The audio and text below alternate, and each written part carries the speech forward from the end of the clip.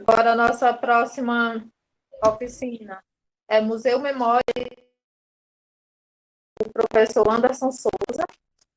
O Anderson já tem uma grande passagem, né? Já faz bastante tempo que ele tem experiência com museus, tanto com ação educativa, pesquisa para exposição, e pesquisa mesmo de alguns espaços de acervos, de museus, como a Casa Raimundo Sela, né, que é a pesquisa dele do doutorado, e o próprio Salão de Abril, que foi a pesquisa dele do mestrado, dentre outras experiências que ele tem, que passou pela Caixa Cultural, por vários outros espaços. Bom, o Anderson Souza, ele é professor historiador, é doutor em História pela Universidade Federal de Pernambuco e mestre em História Social pela Universidade Federal do Ceará. Tem experiência como educador e pesquisador de museus e centros culturais. Atualmente atua com um projeto desenvolvido pela Galeria Multiarte sobre a história das exposições e dos espaços expositivos de Fortaleza. É também professor do curso de Direito da Faculdade Princesa do Oeste, FPO, no município de Crateús, Ceará. E é isso. Passo agora a palavra para o Anderson. Acho que temos muito a aprender com a fala dele aqui também. Pronto, Anderson, a palavra é tua. Obrigado, Paula.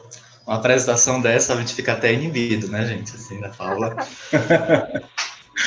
Bom, gostaria de cumprimentar, não é, os que estão aqui presentes, né, alguns do nome, eu estou vendo as carinhas e os nomes, não é, assim, já que nós estamos nesse formato, o Ítalo, o Roberto, eu acho que eu vi a Eliane também, falando aqui alguma coisa, deixa eu até ver quem é que está aqui presente. O Davi, a Eliane, aí tem uns que eu não conheço, mas que é uma satisfação essa troca aqui nesse momento, né, para falarmos um pouco sobre a questão dos museus, da memória, da cidadania. Gostaria de agradecer a Paula pelo convite para ministrar essa oficina e ressaltar a importância das políticas públicas de cultura, que é a partir de uma política de cultura que nós estamos nesse espaço, né, pela Lei Aldir Blanc. Então, sempre é importante ressaltarmos a importância dessas políticas culturais. Gostaria de dizer que é um prazer também estar aqui com vocês, embora nesse formato, né? Seria mais prazeroso ainda se fosse presencialmente, mas é o que nós podemos estar fazendo nesse momento e vamos aí acreditar na ciência para que no ano que vem estejamos todos vacinados e os nossos encontros voltem a ser presenciais. Ou então híbrido, né, já que nesse formato também é possível fazer algumas coisas, né, foi também um ano de aprendizado nesse sentido. Oi, Núbia, boa noite. Tudo bem, né? Só gente querida por aqui. Então, a Paula me apresentou, né? Eu me chamo Anderson, sou historiador, sou professor, tenho experiência desde a época da graduação como estagiário já, né, em alguns museus aqui de Fortaleza, como no Sobrado do José Lourenço, na Galeria Antônio Bandeira, que à época era da Secretaria de Cultura de Fortaleza, né, hoje é organizado pelo DNB, no Museu da Cultura Cearense, que no período se chamava Memorial da Cultura Cearense, entre outros espaços. Então, é um prazer falar um pouco sobre esse tema, porque, de alguma forma, já que a gente está falando de memória, me faz revisitar esses espaços por onde eu já passei, né, por onde eu conheci tanta gente querida, né, tantos pesquisadores brilhantes também dessa área.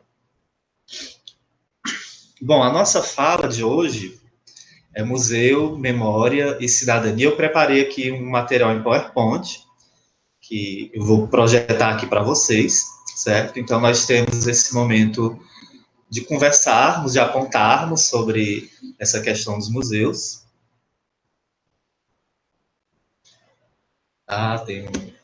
Temos um colega aqui nosso falando no chat.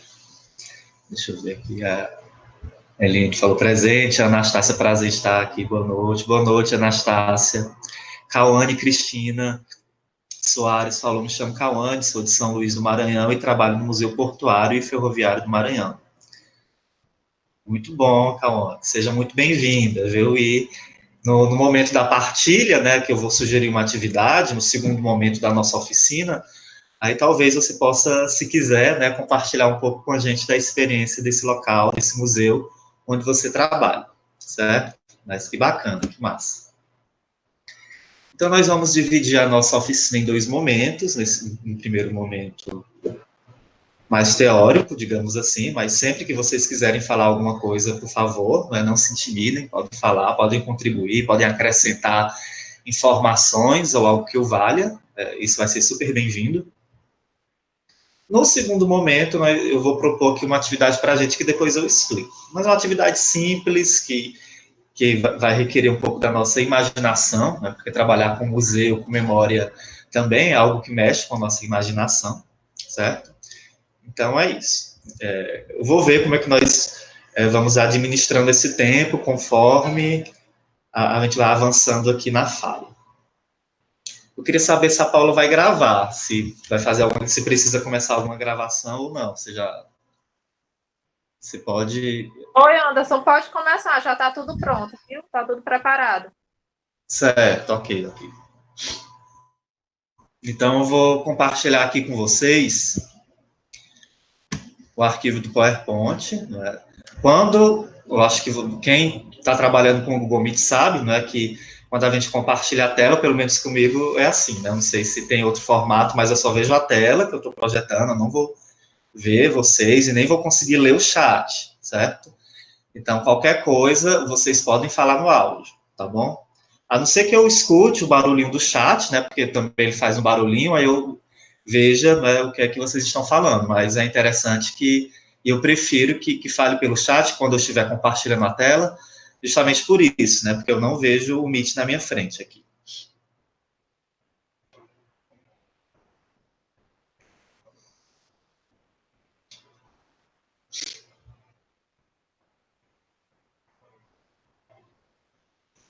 Bom, eu acredito que já esteja aparecendo para vocês, pelo menos aqui no... Para mim apareceu o avisozinho, né, que a tela está sendo compartilhada, certo?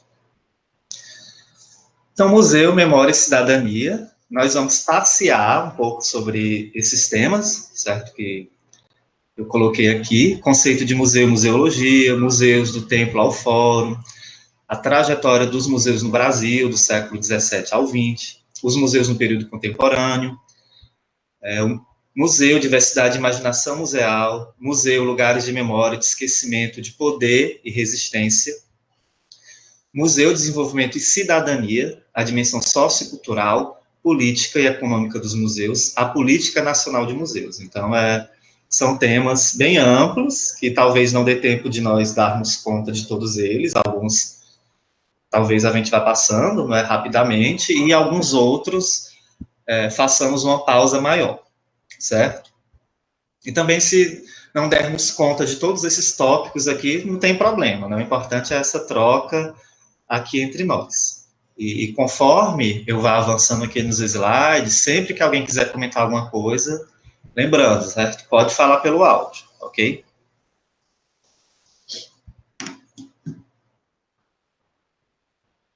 Primeiro, eu trouxe uns trechos da literatura para nós pensarmos nessa relação de museu e memória. Nesse ano de 2020, eu andei lendo alguns livros, alguns romances, né? Nesse período de isolamento. Viva a literatura, viva a arte, né? Que tem nos salvado de alguma forma também nesse período de pandemia. E onde eu tive uma atenção maior para esse diálogo entre memória e literatura também. Como esse recurso da memória se presentifica nas obras literárias, não só nas obras literárias que se retratam, né, que se propõem já a ser uma obra memorialística, mas na própria construção das personagens, na narrativa, em alguns trechos. E eu achei essa experiência bem interessante, né? Esse trecho aqui foi de um livro que eu li, do escritor Silviano Santiago, é um escritor, um ensaísta brasileiro, publicou já alguns romances, além de crítica literária, análise literária, e um desses romances é o Mil Rosas Roubadas. Aí tem esse trecho aqui, que eu acho bem interessante para pensarmos nos nossos museus imaginários. Com as luzes do apartamento acesas, frente a frente, ele toca cada objeto, cada imagem do museu imaginário, com a graça de fada que, de posse da varinha de condão, transforma sapo em príncipe, o inanimado em narrativa do mundo. Mas nunca abandonou os prazeres ofertados pelos olhos de ler e ouvidos de escutar.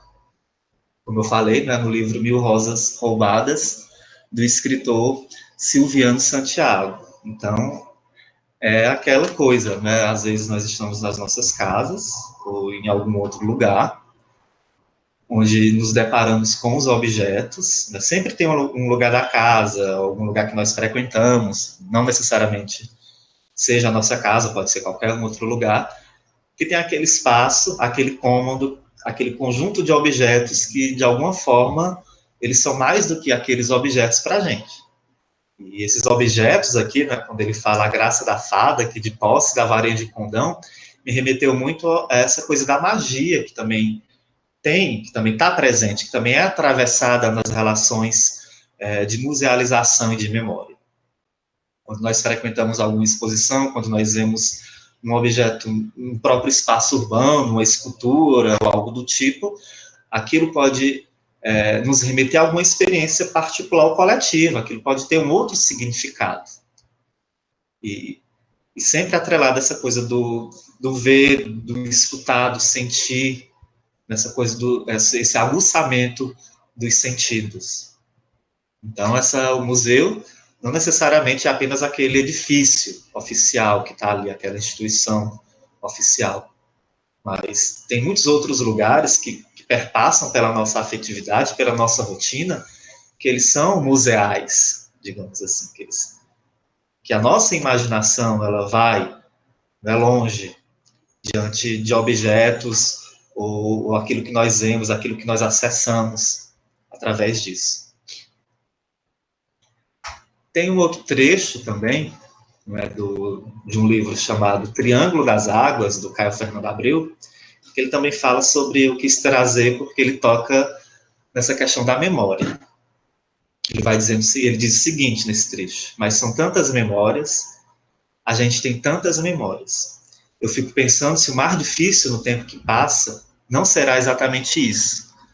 O acúmulo de memórias, a montanha de lembranças que você vai juntando por dentro. De alguma forma, o museu é um lugar de memória, não é mesmo? Como a própria ementa da nossa oficina já mostra, mas é um lugar também que seleciona essas memórias, porque ele não vai trazer tudo, ele não vai contar toda uma história, né? Seja um museu histórico, antropológico ou de arte, ele não tem como dar conta de todo aquele recorte, até mesmo aquele recorte a que ele se propõe, né? Sempre alguma coisa vai ficar ali de fora. Então, essa memória é seletiva. E ela é selecionada a partir desse acúmulo das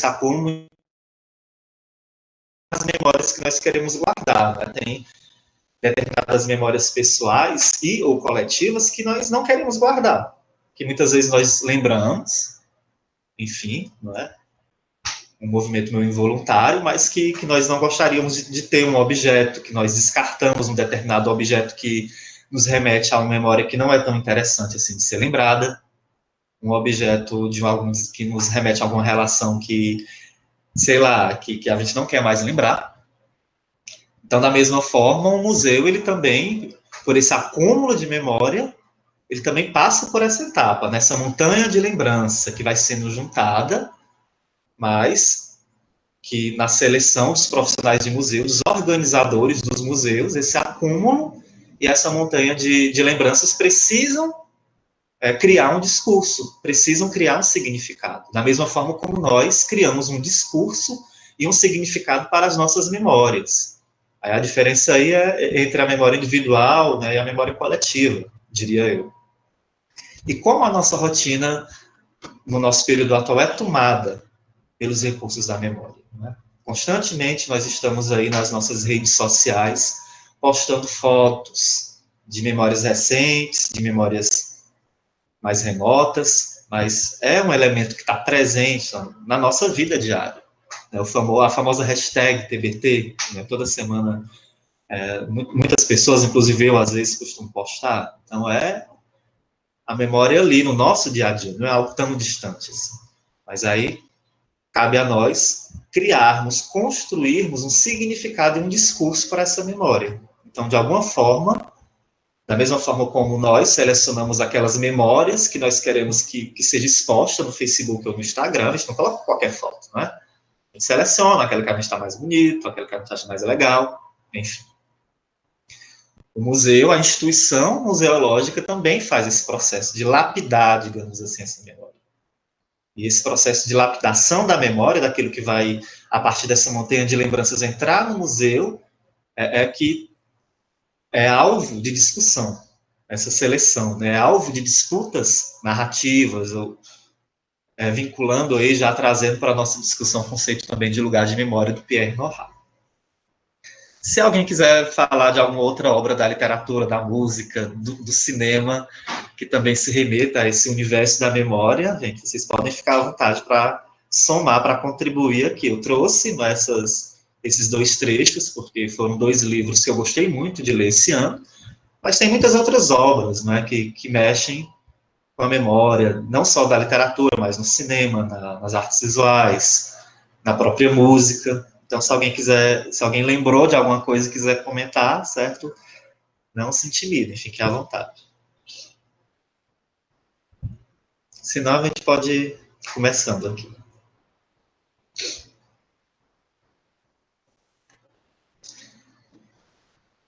Então, pensando o conceito de museu.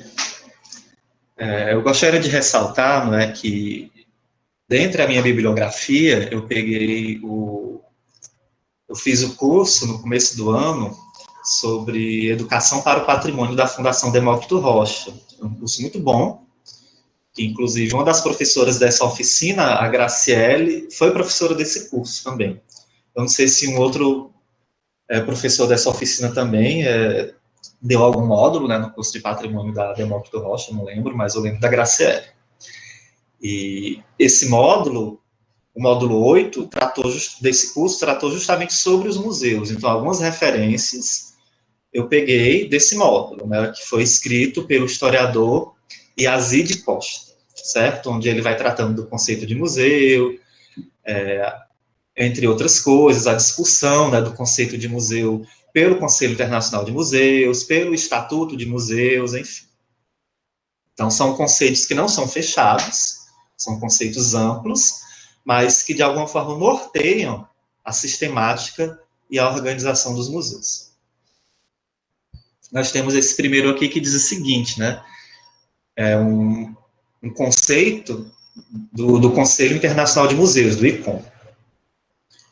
O museu é uma instituição permanente, aberta ao público e sem fins lucrativos, a serviço da sociedade e de seu desenvolvimento, que adquire, conserva, pesquisa, comunica e expõe o patrimônio tangível e intangível da humanidade e do ambiente para fins de educação, estudo e deleite. Então, esse conceito é um conceito atual, né, onde nós vamos ver que não é mais pensar o museu como aquele lugar de contemplação, uma contemplação passiva ali diante dos objetos, diante das exposições, diante do acervo, mas é um lugar que adquire, pesquisa, né, o museu está constantemente realizando pesquisas, tanto para renovar o seu acervo, como a sua própria comunicação com o público, e que expõe, não é, para o público esse patrimônio tangível e intangível. E essa informação aqui é interessante, do patrimônio tangível e intangível, porque as noções de museu, elas estão relacionadas também às noções de patrimônio. Então, se na discussão a respeito do patrimônio cultural, com o tempo, se avançou para o patrimônio imaterial, intangível, para além, né, do patrimônio tangível, pedra e cal, como costumam falar, a própria noção do que pode ser musealizável, do que pode ser incorporado ao museu, também é atravessada por esse diálogo com as noções de patrimônio, inclusive patrimônio tangível e intangível, patrimônio material e imaterial. Portanto, um museu não é só um lugar de objetos físicos. Ele também pode guardar um patrimônio intangível, né, algo que seja referente a festas, a tradições, algo que nós não podemos tocar concretamente, né, a determinados saberes tradicionais, enfim. Eu lembro, né, do próprio processo de pesquisa para o acervo Comida Ceará, do Museu da Cultura Cearense, onde durante algum tempo eu fui pesquisador. E na coleta dos objetos, não era apenas o objeto que ia ser incorporado ao acervo, mas também as próprias receitas, dentre outras coisas, dos modos de fazer determinadas práticas alimentares, né, dos lugares que eram pesquisados. Então, aquilo ali, né, aquela receita, aquele modo de fazer, digamos assim, também é um elemento a ser musealizado. Então, é sempre importante relacionarmos, conectarmos esse conceito de museu com a discussão patrimonial.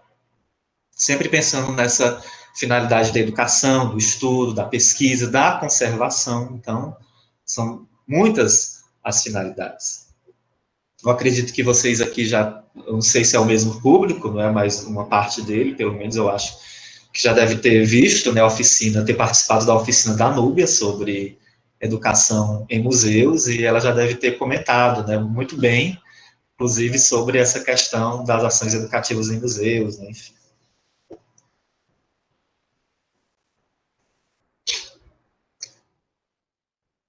Aqui, não é, esse conceito do ICOM, de alguma forma, não é uma regra, mas ele norteia as próprias concepções de museus aqui no Brasil, certo? Aí, isso foi pegado, esse trecho aqui foi pegado tanto do módulo, né, escrito pelo historiador Isaí de Costa, e no módulo que eu falei, não é lá do curso da Fundação Demócrito Rocha, mas através dessa lei que faz parte do Estatuto de Museus. Aí já meio que eu trouxe, né, um pouco o final da ementa já aqui para esse início, né, eu desloquei meio que porque todo esse estatuto, né, tudo isso faz parte já dessa política nacional de museus. Consideram-se museus, para os efeitos desta lei, as instituições sem fins lucrativos que conservam, investigam, comunicam, interpretam e expõem, para fins de preservação, estudo, pesquisa, educação, contemplação e turismo, conjuntos e coleções de valor histórico, artístico, científico, técnico ou de qualquer outra natureza cultural, abertas ao público, a serviço da sociedade e de seu desenvolvimento. Então, percebemos, de alguma forma, uma consonância com a definição do ICOM, a respeito do que seria um museu. Mais uma vez, é importante levarmos em consideração alguns termos, né, que são utilizados. Quando eles dizem assim, interpretam, né, comunicam, interpretam, quer dizer que existe uma interpretação daquilo que vai ser exposto no museu, daquilo que vai ser salvaguardado no museu, porque nem tudo que está na reserva no museu é exposto, né? Então, todos aqueles objetos, eles também são interpretados, seja pelos profissionais do museu, seja pelo público, que também atribuem outros sentidos a essas coleções, seja pela circulação dessas coleções em distintos lugares, né, um objeto exposto em um determinado museu, quando essa peça é emprestada para uma exposição, para uma outra instituição, ela pode ganhar um outro sentido, a depender da exposição que ela vai compor. Por exemplo, se nós pegarmos aqui obras do artista Raimundo Sela, tem uma exposição de homenagem ao Raimundo Sela, aí você pega lá, no acervo do Museu de Arte Contemporânea, expõe as obras do Raimundo Sela. Qual é o discurso, qual é a interpretação? Nesse caso, a grosso modo, perceber a trajetória desse artista, né, suas técnicas, entre outros valores estéticos. Agora, se você faz uma exposição sobre pescadores, tem um avião passando aqui, gente, aqui passa muito avião, certo? Então, às vezes eu vou parar um pouquinho minha fala.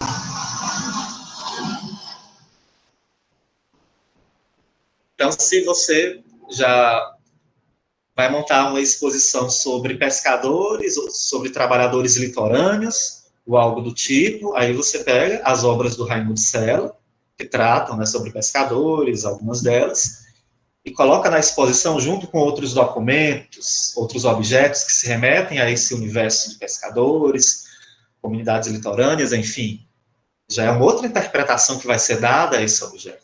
Então é importante, né, percebermos também que a circulação desses objetos musealizados também contribui para essas múltiplas interpretações. E esse valor histórico, artístico, científico, técnico, somos nós que atribuímos a eles, né? Tanto os próprios profissionais dos museus, quanto a comunidade, quanto o público. Aí lembrando, né, que nessa discussão de museu e patrimônio, né, desde lá no final dos anos 70, começo dos anos 80, já era uma diretriz do IPHAN, né, na época que o Aloysio Magalhães era o seu diretor, a participação da sociedade civil no que diz respeito às definições de patrimônio, de tombamento e algo que o valha, e dessa forma, para o museu também passou a ser muito importante essa participação da sociedade civil, no que diz respeito a atribuir valores aos acervos, às exposições, às atividades que são desempenhadas nos museus.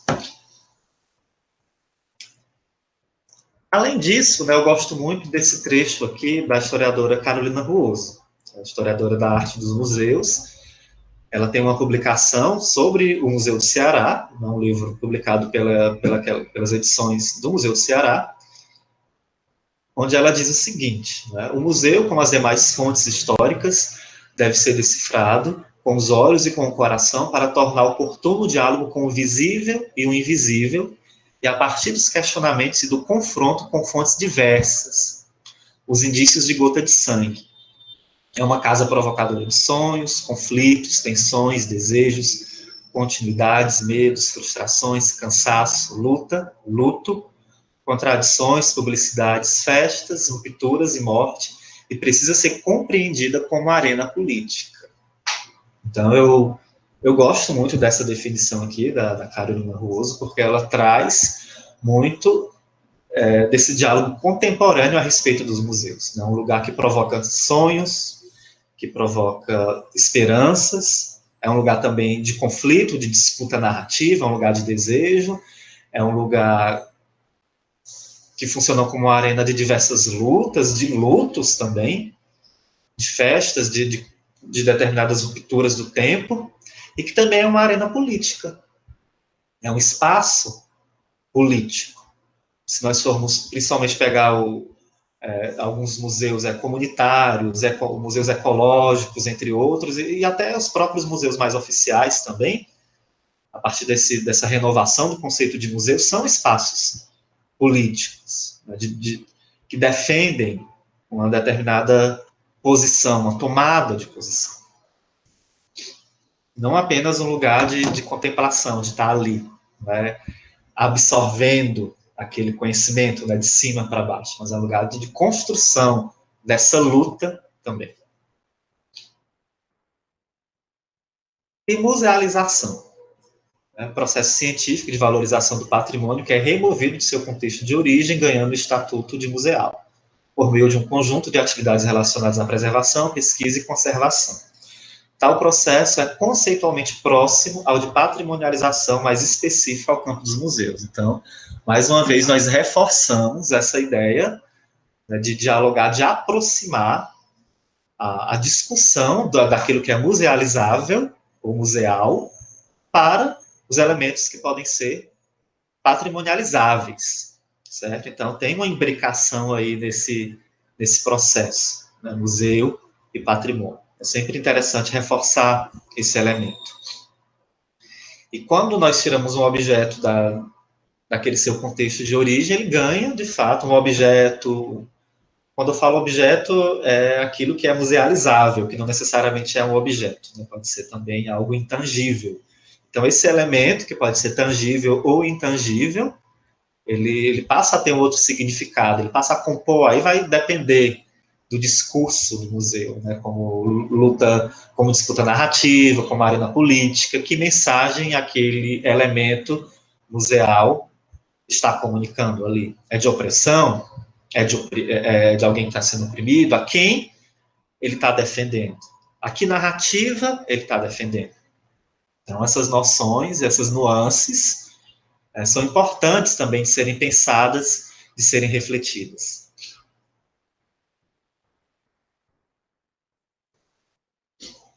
A memória não é neutra, não é como os lugares de memória aí do Pierre Nora.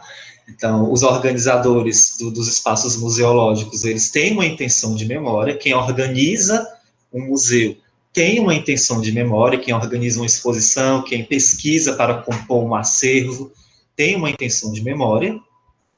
Né?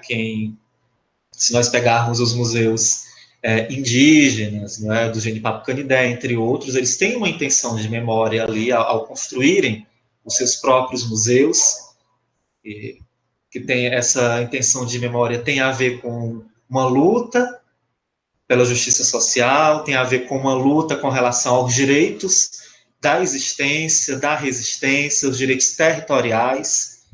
Então, essa memória que passa a ser musealizada, ela não é neutra. Espaços de disputa que objetivam o controle das representações do passado e do tempo presente. Então, o museu não é só aquele lugar que fala do passado, não. É um lugar que trata das demandas do tempo presente. Por isso, outro avião passando aqui. A gente vai aproveitar para tomar um gole d'água.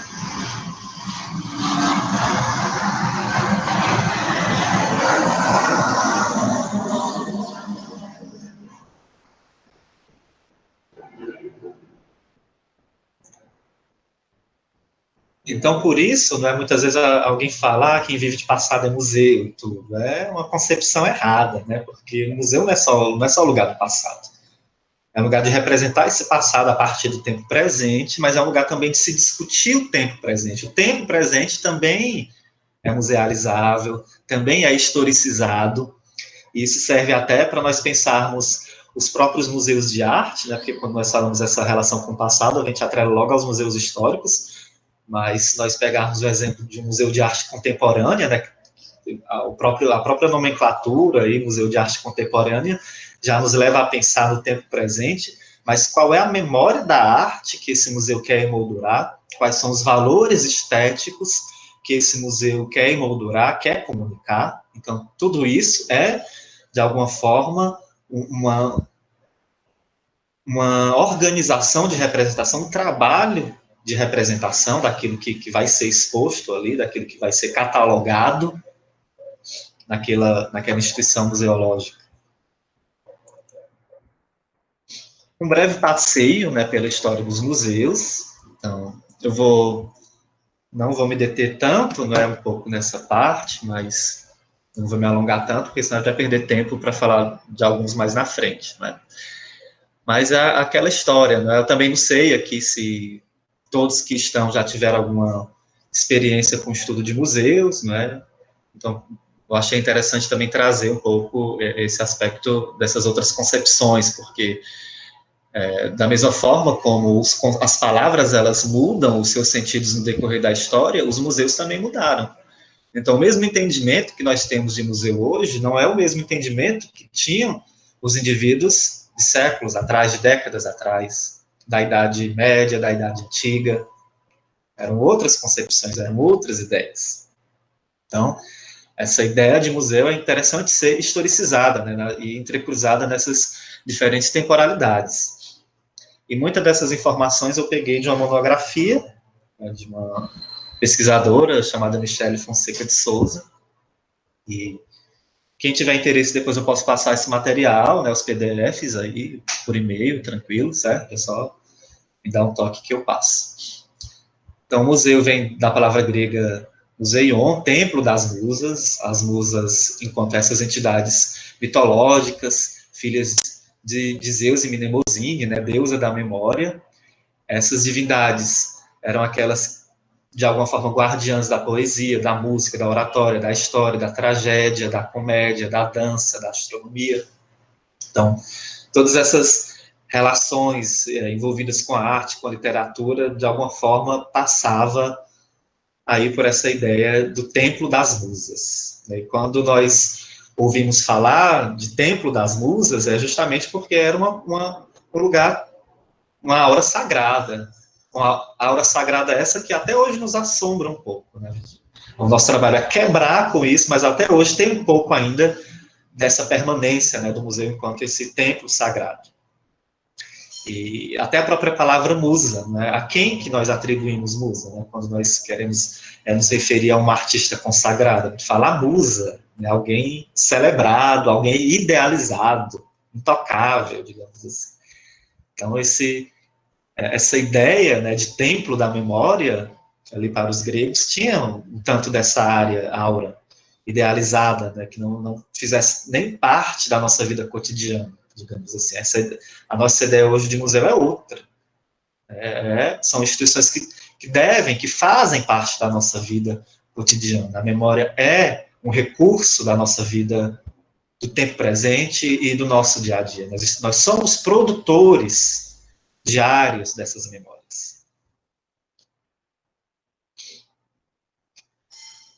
A Idade Média havia a ideia do colecionismo, né? Não era nem tanto essa ideia de museus, enfim, como depois foi sendo concebida, mas havia já essa ideia de colecionismo. É importante, quando muita gente pega no pé, né, da Idade Média, dizendo Idade das Trevas, a ausência do conhecimento, mas foi um período de construção também intelectual, né, como diria o historiador medievalista Jacques Le Goff, né? Tem até uma obra deles, Intelectuais na Idade Média, lembrando que as primeiras universidades também foram criadas ali no contexto da Idade Média. Havia o trabalho dos monges copistas, né, que era a transcrição dos livros clássicos. Então, havia um trabalho de preservação também nas instituições eclesiásticas. E entre esses trabalhos de colecionismo e de preservação, nós também mencionamos esses manuscritos sagrados, as iluminuras, as relíquias de santos, os objetos litúrgicos, tudo isso que fazia parte desse mundo eclesiástico ali na Idade Média, Europa Central, certo? Não era no mundo todo, é importante localizar isso, né, ali na Europa Central. Mas havia já essa ideia do colecionismo, que por sua vez é algo que vai impulsionar outros entendimentos de museus. Gente, lembrando, quem quiser acrescentar algo, falar alguma coisa, sintam-se à vontade, certo? Porque, como eu falei, eu estou olhando aqui só por o PowerPoint, eu não estou vendo o Google Meet, então podem dar um sinal aí quando vocês quiserem, certo?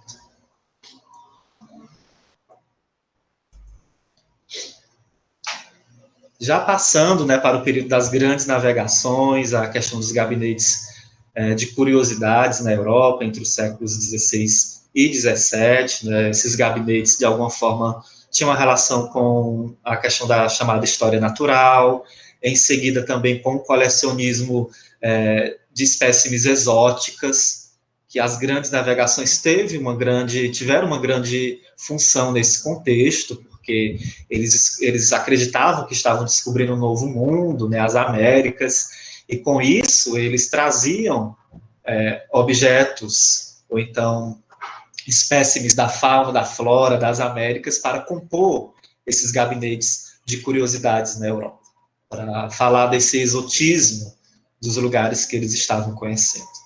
Existe alguns, quando nós vamos estudar um pouco a história da antropologia, fala, né, já um pouco desse estudo do outro, a partir também das grandes navegações, de ver o outro, os nativos americanos enquanto esses selvagens, e trazer objetos da cultura desses povos, tanto não só da cultura, mas como eu falei, né, da fauna, da flora, para esses gabinetes de curiosidade, sempre percebendo, sempre fazendo uma leitura desses povos enquanto povos atrasados, não civilizados.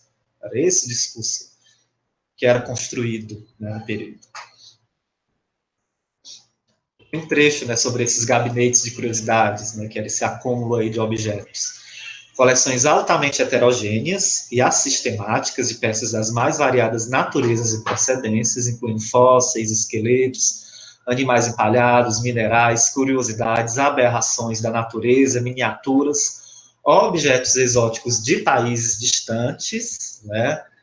Aí, quais são esses países distantes aqui? Geralmente, os países que estavam sendo colonizados a partir dessas grandes navegações, inclusive os nossos aqui da América.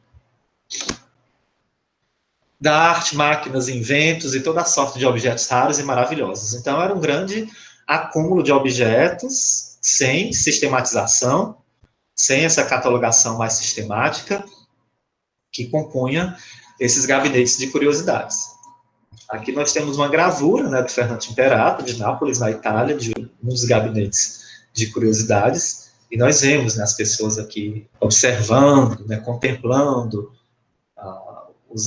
os fósseis, né, da fauna, da flora, enquanto elementos exóticos, né, como algo que não fazem parte, digamos assim, da realidade deles, né, algo de outro mundo. Então, esses lugares tinham muito essa relação, né, do ponto de vista desses indivíduos que os frequentavam e que também os organizavam, da contemplação de algo que não fazia parte do mundo deles, digamos assim.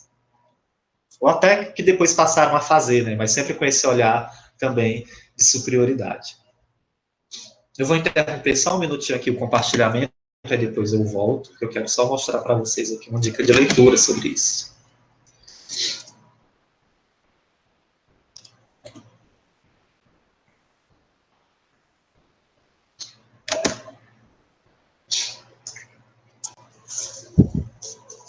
Tem um livro da Arlette Farge, eu não sei se vocês estão vendo aí a minha imagem, não é?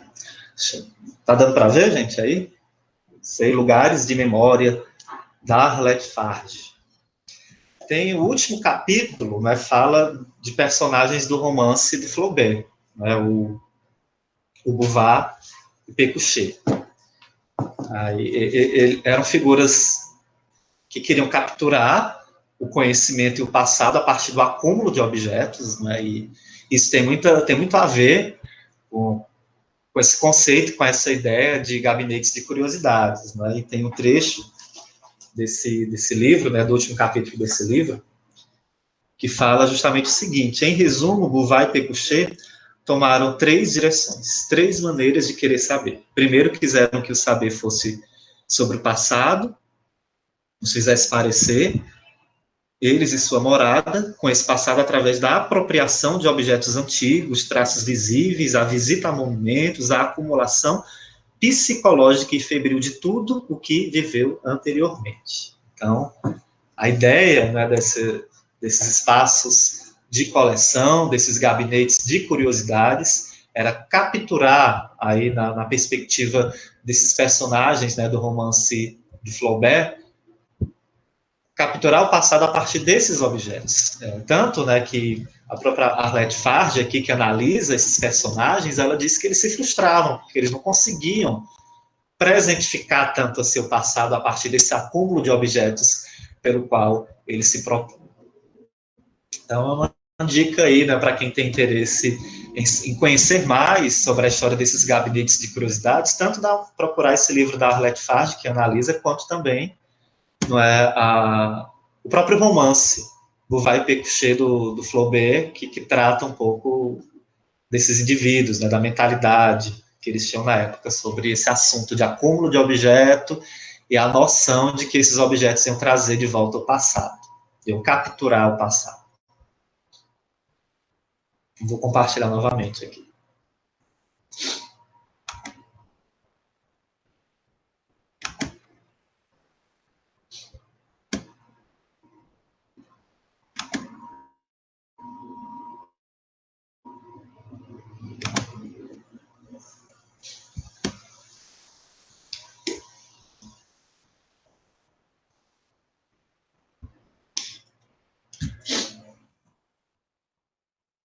Avançando, né, aí para outros períodos, como a concepção moderna de museu, relacionando isso à Revolução Francesa, né, os museus eles passaram a ser concebidos a partir de uma perspectiva nacionalista.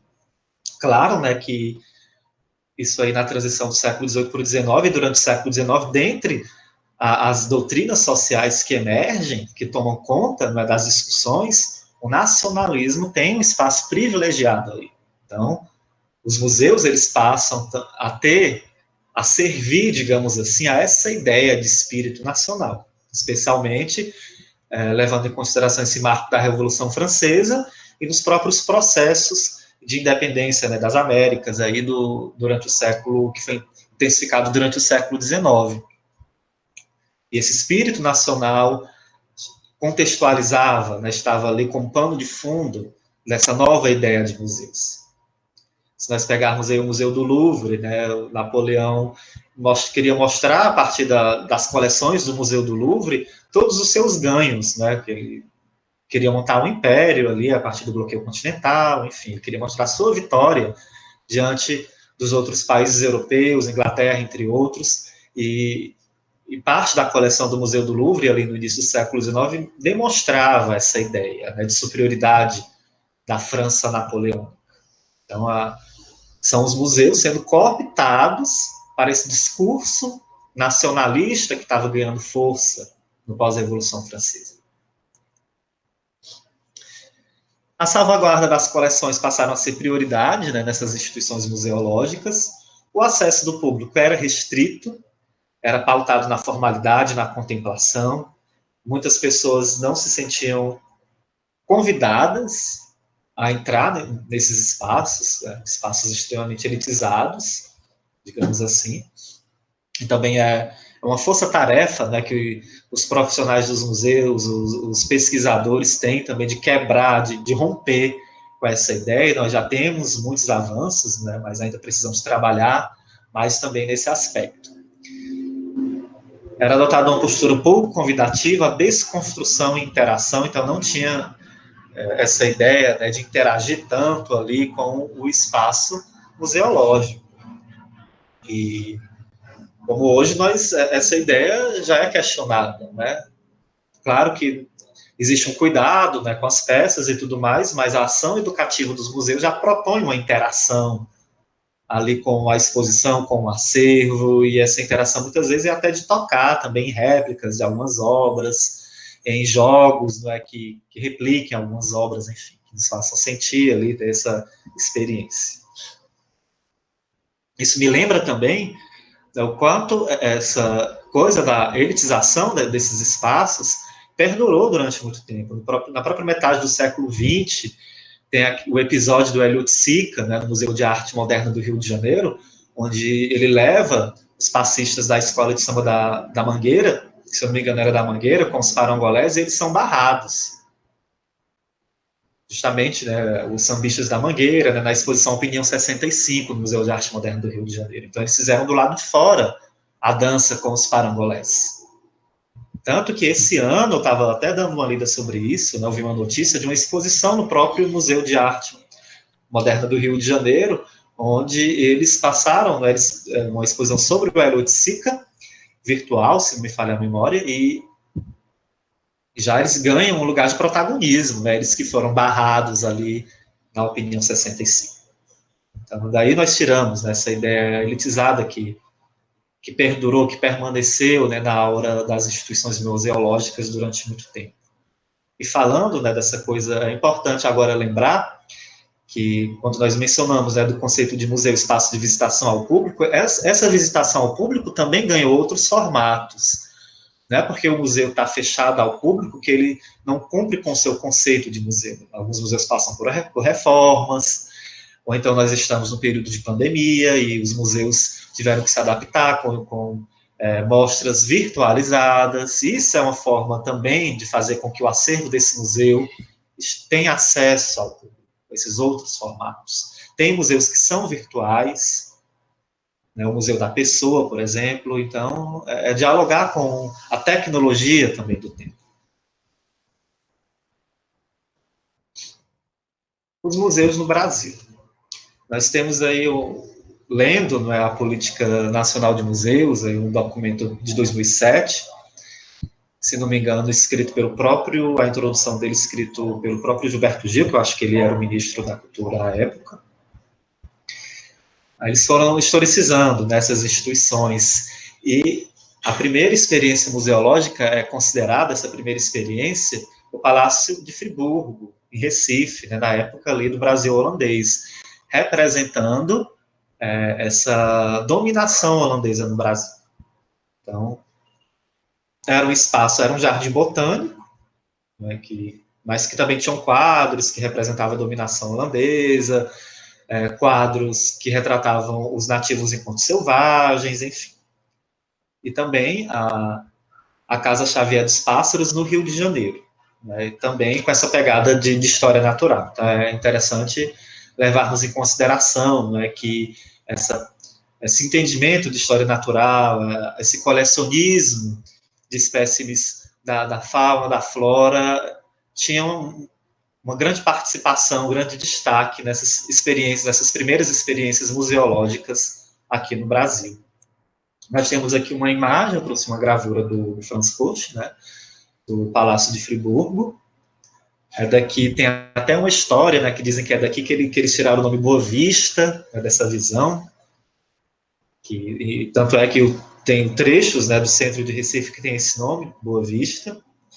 Tem uma recriação virtual, né, pedida aí pela Itaú Cultural, onde é pouco mais de 1 minuto, tem no YouTube, né, se você colocar no YouTube.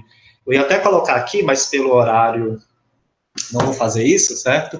Mas vocês depois podem colocar no YouTube, Recriação Virtual, Palácio de Friburgo, que vocês veem um pouco quais eram as peças, e era a própria residência oficial do Maurício de Nassau, mostrando a imponência dessas instituições aí do século XVII. E é importante também comentar, isso já vem muito da discussão da antropóloga e historiadora Lilia Schwartz, no livro O Espetáculo das Raças, é outra indicação bibliográfica interessante, né, para quem tem interesse de conhecer mais sobre os museus do século XIX, especialmente os museus etnográficos, nacionais, enfim. Que mesmo antes da instalação desses museus científicos no Brasil, aqui no século XIX, o Brasil já era alvo de muitos viajantes naturalistas, que eles iam para cá para pegar espécimes e levar para as coleções europeias, né, com essa ideia do exótico, né, de atrelar a cultura nativa aqui do Brasil ao olhar exótico dos europeus. No século XIX, são fundados aqui, né, então começa uma era, né, dos museus aqui no Brasil, né, levando em consideração o que diz aí a Lilia Schwartz.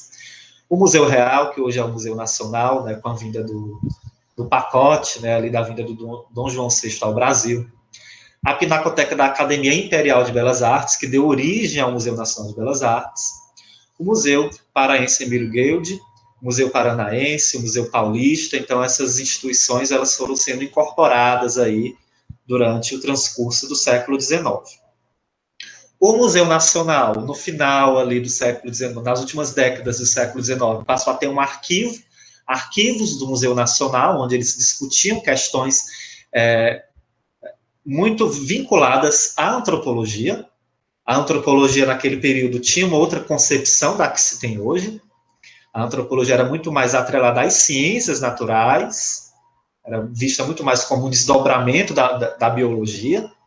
Inclusive, é importante levar em consideração as teorias raciais da época, teorias que falavam, né, desse processo evolutivo. Eles acreditavam que essa miscigenação no Brasil o futuro dela era trazer uma raça mais próxima da europeia, o que já caiu por terra, né, era uma teoria racista, mas que estava ali no pensamento do século XIX, e de alguma forma algumas dessas instituições incorporaram, né, o Museu Nacional de alguma forma evidenciava a noção de antropologia que eles tinham naquele período, certo? E tanto é que o primeiro curso, né, se eu não me engano, de antropologia foi no próprio Museu Nacional. Aí de lá para cá, né, a noção de antropologia foi reformulada, né? Hoje a antropologia critica essa ideia evolucionista, né, essa ideia de hierarquizar culturas. Tanto que a antropologia contribui muito, né, para as próprias instituições museológicas, tem os museus de natureza antropológica, né, que contribuem muito para essa nova concepção, essa nova ideia de instituições museal e de memória.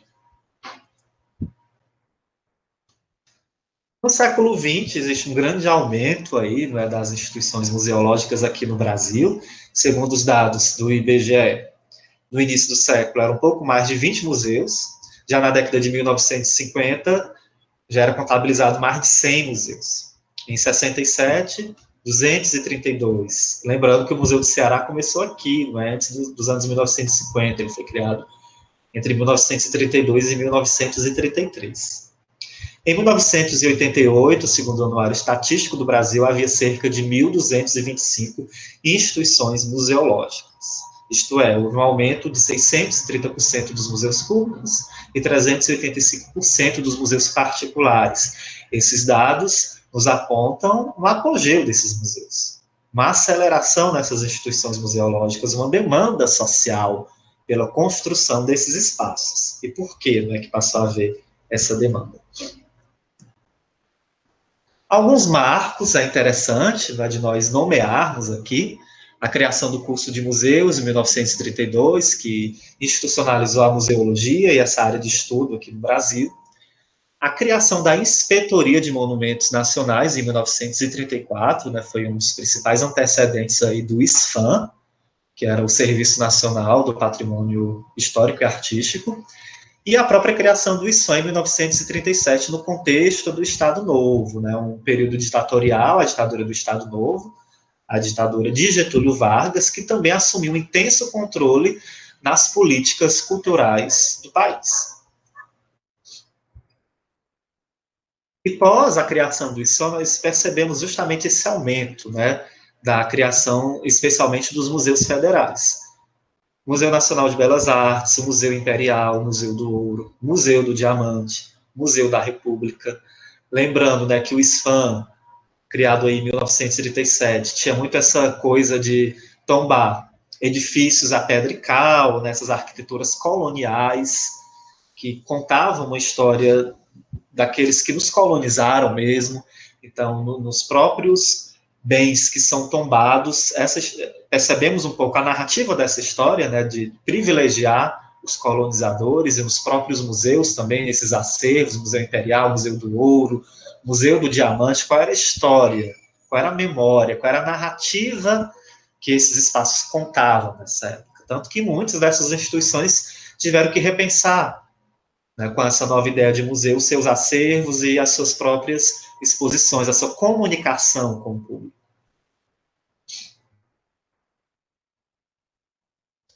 As novas concepções de museu. Né? Os anos 1970 e 1960 foram importantes, né? Aqui nós temos esse exemplo da França, onde começou a se refletir na própria construção dos acervos desses museus a partir de práticas violentas, né? Os movimentos colonialistas, os movimentos neocolonialistas e imperialistas formando esses acervos, e entrou na pauta a discussão, inclusive, da repatriação de objetos. Muitos museus aí em Londres, em Paris, que guardam objetos de lugares, né, que foram extraídos com grande violência. Aí passou a haver essa discussão dessas obras retornarem ao seu lugar de origem. Isso veio concomitante a uma nova discussão sobre a ideia de museus e a sua função social. E tem esse trecho aqui também, né, do texto do Yazid, que é bem perspicaz. A ciência é um movimento de transformação dos paradigmas dos museus, cujo foco havia sido até então o cuidado relacionado aos bens materiais, salvaguardados pela instituição, promovendo, entre outros aspectos, uma comunicação museológica na qual apenas os profissionais de museus eram autorizados a produzir conhecimento, enquanto os visitantes cabia um papel passivo de receptores de informações. Essa mudança de paradigma pode ser observada quando o foco se desloca dos objetos para os sujeitos dos museus. Então, a concepção aí desses museus passa por essa ruptura, por essa transformação, a partir do momento em que o foco deixa de ser somente ali aquele acervo, com aquela aura mais consagrada, e o foco passa a ser nos sujeitos, nos indivíduos que são retratados, nas narrativas que são retratadas. Qual é a narrativa? Como essa narrativa vai afetar esses sujeitos? Então, o protagonismo passa a ser a pessoa, passa a ser a leitura desse sujeito, né? Como tem até os textos do professor Regis Lopes, né? Os objetos geradores, a partir da ideia da palavra geradora do Paulo Freire. O protagonista, a importância é na leitura que o indivíduo faz, que o sujeito faz, o significado que ele atribui, e não naquele conhecimento ali que era entendido como conhecimento imutável, digamos assim. E alguns questionamentos, né? De que forma os museus dialogam com as questões do tempo presente? Quais são os desenvolvimentos de ações e manifestos, né, nos espaços museológicos? Os usos políticos da memória, do passado, no tempo presente. Né? Todos esses recursos, todos esses usos da memória, do passado, essas representações são construídas no nosso tempo presente.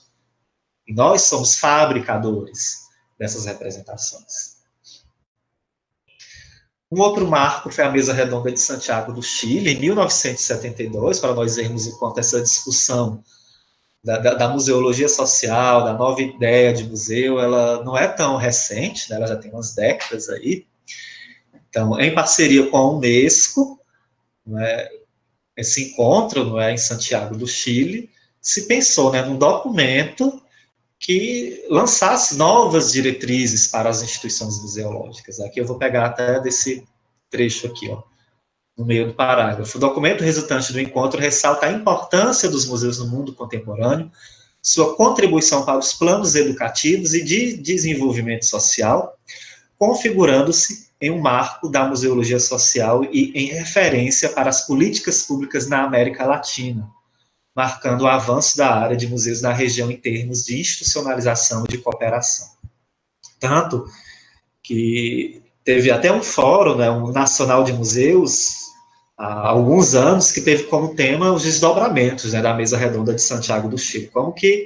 Quais os resultados, né, que esse documento trouxe para a área dos museus? Quais são as respostas dadas a esse documento? Foi a temática aí de um dos fóruns nacionais de museus dessa década agora, eu só não lembro o ano direito. Acho que tem alguns anos já. E aqui eu trouxe, gente, para nós irmos encerrando nessa primeira parte aqui da nossa oficina, irmos aqui depois para a proposta de atividade, alguns exemplos de museus que eu creio, né, que deem essa resposta para o momento presente, né, que dialogam com essas questões, com essas demandas sociais, com essas pautas sociais. Claro que todos os museus, de alguma forma, eles têm aí essa missão, mas eu peguei aqui alguns que eu acho bem emblemáticos, sabe? Tem o Museu da Diversidade, lá em São Paulo, é um equipamento da Secretaria de Cultura de São Paulo, que tem muita coisa deles na internet, certo? Tem alguns trabalhos virtuais também, é um museu físico, mas que tem um site ali, e eu acho que eles tiveram algumas exposições virtuais também esse ano por conta da pandemia. De acordo com seu documento, a criação do Museu da Diversidade Sexual, ou Centro de Cultura, Memória e Estudos da Diversidade Sexual do Estado de São Paulo, tem as seguintes atribuições: garantir a preservação do patrimônio cultural da comunidade LGBT brasileira, através da coleta, organização e disponibilização pública de referenciais materiais e imateriais. Veja bem, patrimônio material e imaterial, né? Essa concepção de acervo museológico tangível e intangível, né, na linguagem aí dos museus. Pesquisar e divulgar o patrimônio histórico e cultural da comunidade LGBT brasileira, e em especial paulista, valorizar a importância da diversidade sexual na construção social, econômica e cultural do Estado de São Paulo e do Brasil. Então, eu acredito que é um museu que está em diálogo, está em consonância com essas propostas do tempo presente. Do museu, aí voltando para aquele trecho, né, que eu trouxe da historiadora Carolina Ruoso, do museu enquanto um espaço de arena política, que é uma arena política, o Museu da Diversidade no país, onde se mata pessoas LGBTs, mulheres trans, mulheres travestis, quase todos os dias. Né? Então, é um lugar de tensão. Aí eu convido, né, vocês depois a darem uma pesquisa no site, a conhecer as exposições, né, as programações educativas desse museu, eu acho muito interessante. Aqui uma imagem da entrada do museu, aqui uma exposição digital, de fato tem, aqui a exposição digital chamada Queerentena, que é uma exposição que foi organizada esse ano, não é, em 2020, digital devido ao contexto da pandemia. E esse museu é interessante porque dialoga com as diversas linguagens artísticas que são atravessadas por essas pautas da diversidade sexual, seja a pintura, né, seja o audiovisual, seja as colagens, as performances, os vídeos, instalação, enfim. Aqui eu trouxe o exemplo de uma obra, né, do artista Eduardo Mauer, que está nessa exposição digital, Queer em Tenda, onde ele reflete um pouco sobre essa coisa do isolamento social para uma pessoa LGBT, digamos assim, que de algum modo já está inserido num contexto de isolamento, né, no contexto, em alguns momentos, em contexto de exclusão, uns mais, outros menos, né, se nós pegarmos aí o exemplo, principalmente das mulheres travestis, das mulheres trans no mercado de trabalho, em outros espaços, o quão isoladas elas não estão. Então, é pensar nesse isolamento social que já existe para muitos públicos, para muitos setores da nossa sociedade. E o museu aí como esse espaço, né, de lançar esse discurso, né, de tensionar essa realidade. E lugar de denúncia também. O Museu Indígena Genipapo Canindé, um museu comunitário, né, que eles até, um museu de organização sociocomunitária, eles até dizem aqui, não é? Não se construindo como um museu sobre os Genipapo Canindé, mas dos próprios Genipapo Canindé. Para quem não é daqui, não é de Fortaleza, do Ceará, o Genipapo Canindé é uma etnia indígena que se localiza na Lagoa da Encantada, na região metropolitana de Fortaleza, né, em Aquiraz. E eles têm um Museu Indígena Genipapo Canindé, construído por eles, onde eles recebem os visitantes, é um museu deles próprios, como eles falam, e tem essa relação com as suas tradições, com a luta da terra, com as lutas atuais também desses povos indígenas, né? Os povos, as etnias indígenas, fazendo uso da memória do museu enquanto esse recurso também de se afirmarem, né, de lutarem também pelos seus territórios, pelas suas existências. Né? Esse museu, na comunidade também, além do museu, tem a escola indígena, que também trabalha com essa perspectiva da memória, enfim. Aqui uma imagem, né, das pessoas visitando, né, as salas do Museu Indígena Genipapo Canindé, e aqui houve um fórum, o segundo fórum de museus indígenas do Ceará, uma imagem aqui, que eu vi aqui em 2016, discutindo justamente a função desses museus, né, os diálogos que esses museus propõem, as lutas que eles propõem, as tensões políticas que são atravessadas por essas instituições museológicas. O Ecomuseu do Mangue, que há poucos dias, né, eles passaram a ser considerados enquanto patrimônio, né, agora eu vi numa matéria que saiu, agora só não estou lembrado qual é o tipo de patrimônio que ele foi elencado, se é nacional, se alguém aí tiver essa informação mais fresquinha, pode até falar.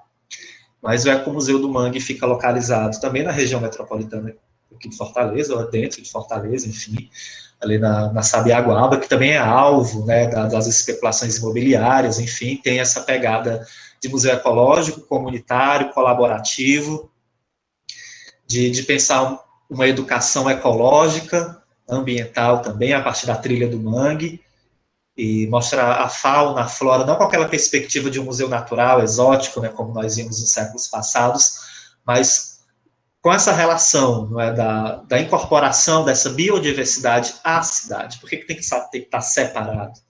Por que nós, enquanto cidade, temos que estar divorciados dessa biodiversidade? Então, tem essa proposta aí trazida pelo Museu Natural do Mangue, que é uma imagem, né, de uma visita, de uma trilha que é feita pelos trabalhadores desse museu, e aqui o slogan, né, do Ecomuseu Natural do Mangue. Bom, nós temos a orientação que eu tive é que seria 1 hora, não é, mais teórica, mas eu já estou terminando aqui, certo? Então, acho que não vou mais me alongar tanto nessa parte teórica, não. Só mais alguns exemplos, certo? Queria falar também do Memorial da Resistência, né, aqui no Ceará, que também dialoga com essa demanda, né, de voltar a nossa atenção para os períodos ditatoriais. Foi um memorial realizado pela Secretaria de Cultura de Fortaleza. A Paula esteve envolvida, não é, com a formação desse memorial. a partir da exposição Arquivo das Sombras, né, que, como diz aqui, recupera marcas físicas deixadas por presos políticos em suas paredes, registros fotográficos e depoimentos que retratam a experiência da ditadura militar no Brasil e suas nuances. Esse memorial ficou, eu não sei como é que está agora, né, em época de pandemia, né, nesses últimos anos também, mas ali na própria sede da Secretaria da Secult-FOL, né, numa das instalações da Secult-FOL. E é uma demanda atual, né, nós pensarmos nesses períodos ditatoriais, refletirmos sobre ele, é uma demanda do nosso tempo presente também. É uma tensão aí justamente para que esses períodos tão sombrios não se repitam, né, que eles são uma ameaça para nós no nosso tempo presente. A divulgação da memória da resistência, os coletivos, né, que contribuíram, né, os acervos que contribuíram para a montagem dessa mostra, uma das paredes aqui da exposição. Outra exposição que me chamou muita atenção quando eu estava pensando em diálogo com as questões urgentes, né, do tempo presente, foi a exposição Nomes, que ocorreu ano passado no sobrado do Dr. José Lourenço, que fez referência à chacina do Curió, que houve aqui em Fortaleza, onde essa exposição trouxe, né, o sofrimento dessas mães, das mães, né, dos meninos que foram assassinados nessa chacina, né. Então, o espaço, né, museológico ali, dialogando com essas questões do tempo presente, a violência urbana, o assassinato dos jovens das periferias, né. Então, tudo isso são demandas do nosso tempo presente e que são incorporadas aí aos espaços museológicos. E nós temos algumas imagens dos trabalhos que foram expostos nessa exposição, certo? Eu acho que está bom, eu ainda tenho mais qualquer coisa depois se a nossa atividade aqui ela não durar tanto tempo, eu posso finalizar falando um pouco, né, da Política Nacional de Museus, né, a questão do IBRAM, dos próprios sistemas estaduais de museus também, que o Ceará tem o seu sistema, né, estadual de museus, que dialoga com as diretrizes do IBRAM, que foi criado em 2009, mas eu acho que eu vou parar essa parte aqui por enquanto, para propor essa atividade para nós aqui nesse momento.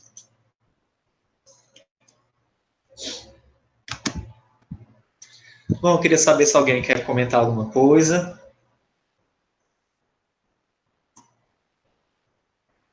Dessa primeira parte aqui da nossa conversa, quer acrescentar algo, ou não, está tudo certo. Não tenham vergonha, viu, gente? Podem falar aí.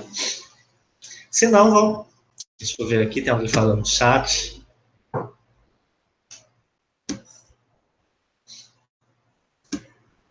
Opa.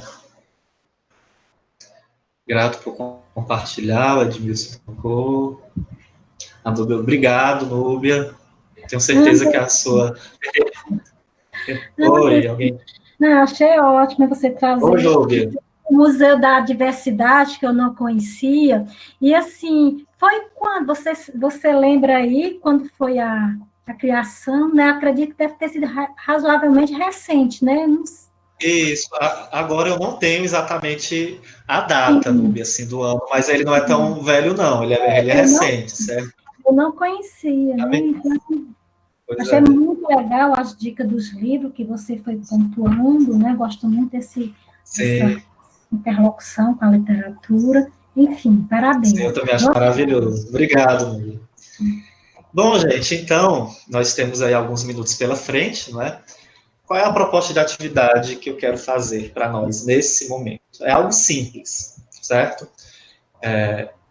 Como o museu, a concepção museológica é atravessada pela imaginação, pela criatividade, eu queria que vocês pensassem se vocês fossem criar um museu ou uma exposição para algum museu. Aí pode ser do museu que você trabalha, né? Eu vi que algumas pessoas aqui trabalham em algum museu, ou pode ser algum museu que você queira criar mesmo. E compartilhar conosco brevemente aqui. Eu posso dar um tempo, não é, Paulo? Eu não sei como é que foi a prática aqui nas outras oficinas, mas eu posso... A gente pode dar alguns minutos e depois de alguns minutos a gente retorna para compartilharmos essa experiência, né, e como é que seria a criação desse museu? Você pensa num título para esse museu. Eu criei um para compartilhar com vocês, criei entre aspas, né? Tem uma ideia aqui de um que eu acho que seria interessante. Aí eu coloquei o nome, os objetivos e os eixos temáticos, a partir, né, da ideia central, e o que queria compor esse acervo, documentos sonoros, audiovisuais, obras de arte, enfim. Aí fica a critério de vocês. Vamos trabalhar com a nossa imaginação, né, a partir do que foi conversado, essa coisa também das pautas do tempo presente, né, que são atravessadas nesse nosso período. Acho que a Paula quer falar alguma coisa, não sei. Não, Anderson, só para dizer que pode ficar à vontade para propor o tempo, para a gente, tudo beleza, viu? Certo. Aí, enfim, gente, o que é que vocês acham de a gente dar 20 minutos para que vocês façam? Pode ser um esboçozinho no caderno, aí quem quiser compartilhar, compartilha. Enfim, 20 minutos é um tempo razoável para esboçar o que seria esse museu, essa exposição. O que é que vocês acham? Ou meia hora, não sei. 20 minutos tá bom? E nós temos até às 8 horas, né? Eu estou olhando aqui no computador, aqui são 19h10, no meu, pelo menos. Aí eu acho que talvez 20 minutos, ou um tempinho assim, aí depois o tempo restante para compartilharmos essas ideias entre nós aqui. Pode ser?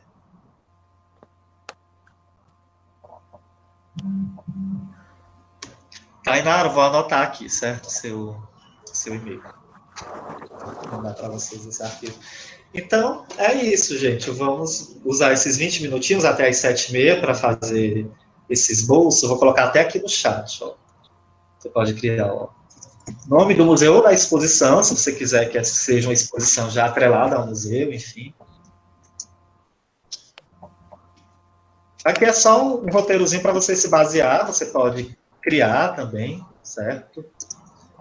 De acordo com a sua imaginação, né? Vamos colocar a imaginação, o museu como processo criativo, né? Nome do museu, objetivo, eixos temáticos e acervo. Aí, talvez a proposta de ação educativa também, não sei se vocês já tiveram, né, aqui com a Núbia, né, se é o mesmo público, mas aí quem quiser acrescentar, já inspirado, né, aí na oficina da Núbia, alguma proposta de ação educativa, também fiquem à vontade, certo? Mas são aqui alguns eixos para vocês se nortearem. Eu vou desligar o meu microfone, a minha câmera aqui, mas vou estar conectado, vou dar esse espaço de tempo para a gente. Aí, às 19h30, eu retomo, ok? Qualquer dúvida, falem, eu vou estar aqui conectado.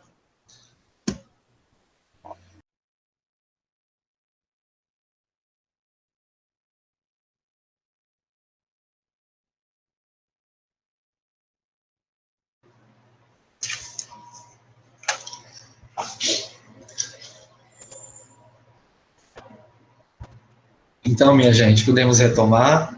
Deu certo aí com vocês?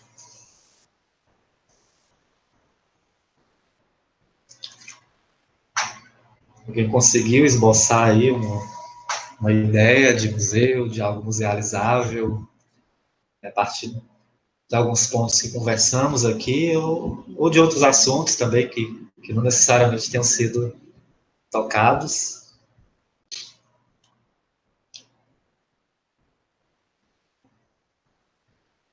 Deixa eu ver aqui no chat.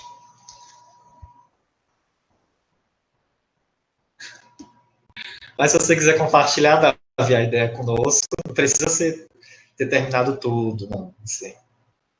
Aí nós vamos conversando, não? Mas fica à vontade também.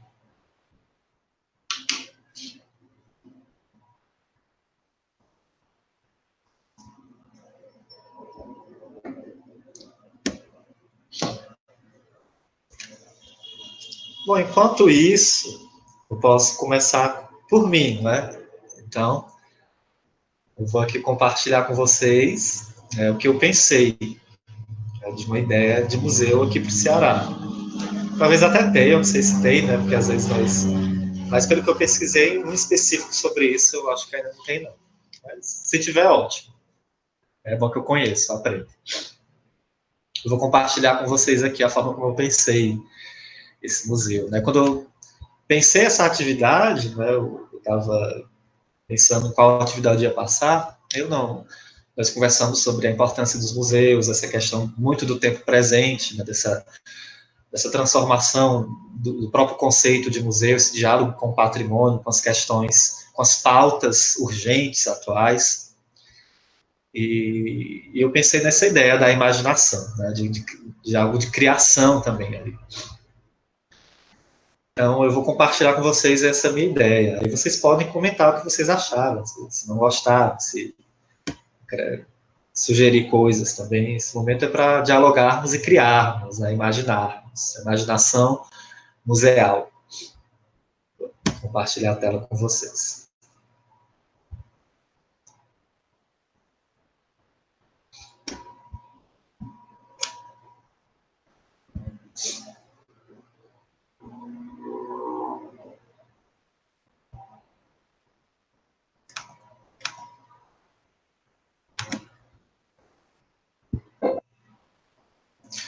O que eu pensei, né, foi a criação de um museu chamado Museu do Trabalho, aqui para o Ceará. É claro que pode dialogar também com outros espaços geográficos, enfim, mas eu pensei em um aqui para o Ceará. Possivelmente, né, pela administração da Secretaria de Cultura. Poderia ser a incorporação a um outro museu já existente, mas eu acho que essa demanda do trabalho é uma pauta muito importante, né, nos nossos dias, essas últimas reformas, é algo a ser muito analisado, a ser muito discutido, uma tensão política muito forte. Então, o objetivo que eu pensei é fomentar a memória, a historização e a reflexão a respeito dos mundos do trabalho do Ceará em suas diferentes temporalidades, né, seja passado, seja do tempo presente. Qual é a nossa memória do trabalho? Né? Quando nós contamos uma história do trabalho, uma antropologia do trabalho, uma geografia do trabalho, o que é contado aqui no Ceará? De que forma é contado? Os trabalhadores têm um protagonismo na formação dessa memória? Como é que funciona? É musealizável? É uma memória que deve ser musealizada? Que deve ser patrimonializada? Alguns eixos temáticos, né, que eu pensei para esse possível Museu do Trabalho.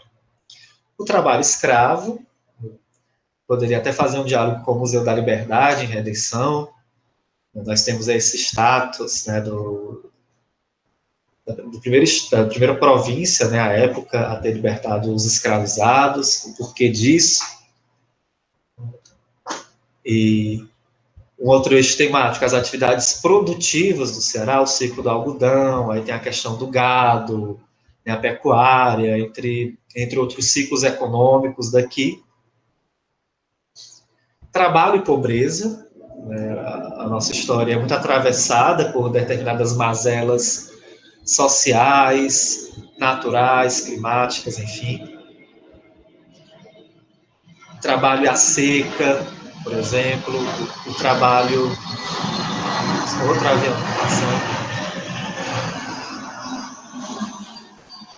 Na época das secas, né, muitos dos flagelados, dos retirantes que saíam das cidades do interior e ficavam perambulando pelas cidades, os chamados flagelados, a mão de obra desses sujeitos era utilizada em obras públicas, eles eram explorados, chegavam até a morrer. Também muitos trabalhadores daqui eram incentivados a se deslocarem para outras regiões, né, na questão da borracha, dos serigais. Tem até os trabalhos do Jean-Pierre Chablot, não é, que convidava esses trabalhadores daqui para outros estados do Brasil, para serem essa mão de obra. Muitas pessoas morriam nesses outros lugares. Então, refletir essa relação entre trabalho e pobreza. Trabalho e patrimônio cultural. né, de que forma o mundo do trabalho dialoga com o mundo, com as concepções do patrimônio cultural, as tradições populares, né, o trabalho aqui do Ceará, se pegarmos aqui das rendeiras, dos sertanejos, né, dos mestres da cultura, que também é um trabalho, né, os artesãos, do pessoal que trabalha com a alimentação, que também é patrimonializável. Então, é o trabalho e patrimônio cultural, seria também um desses eixos a serem pesquisados, expostos, documentados.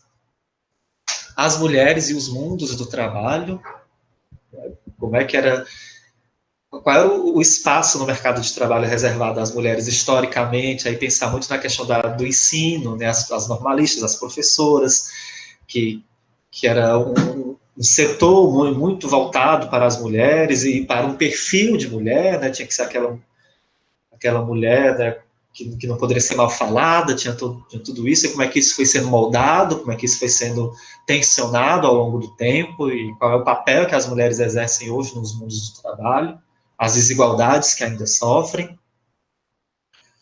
O trabalho escravo contemporâneo, né, se nós formos fazermos algumas pesquisas aí na internet rápido, nós vamos ver Ceará, Fortaleza, volta e meia aparece aí denúncias de trabalho escravo contemporâneo, e isso é daquilo que nós sabemos, é aquilo que vai a público pela mídia, pela imprensa, tem muito ainda acontecendo que nós não sabemos. Então, discutir sobre isso, né, esse lugar o Museu do Trabalho quanto esse lugar de denúncia, de combate também, a esse trabalho análogo à escravidão, que é uma permanência na nossa sociedade contemporânea, que tem seus resquícios de uma sociedade racista e escravista. O acervo, né, eu pensei grosso modo aí formado objetos, né, máquinas, instrumentos de trabalho, fotografias, né, relacionadas a esses mundos do trabalho, obras de artes que dialogam com os mundos do trabalho, enfim, esses ofícios, né, pensar esse lugar dos ofícios, do aprendizado de determinados ofícios, os depoimentos orais, né, principalmente aí dessas questões mais contemporâneas, o trabalho escravo contemporâneo, ouvir essas vítimas, registrar essas entrevistas, fazer um trabalho audiovisual, do movimento sindical também, né, quando eu coloquei aqui, mas é interessante aqui eu falando, eu lembrei agora desses movimentos sindicais, dos trabalhadores do campo e da cidade, enfim, escutá-los, fazer um material audiovisual com esses sujeitos, né, que estão ali, que são protagonistas desse setor. Foi mais ou menos isso que eu pensei, certo, aqui nessa nossa atividade, né, o Museu do Trabalho, que aponta, né, para essas urgências do tempo contemporâneo, que trabalha com a memória, com o patrimônio, com a musealização, com o espaço do museu enquanto essa arena política e de tensão e de disputa narrativa também. Agora, eu queria ouvi-los, né, quem aí pensou em alguma coisa. Ou quem quiser acrescentar algo do que eu apontei, queria, esse momento agora é de vocês.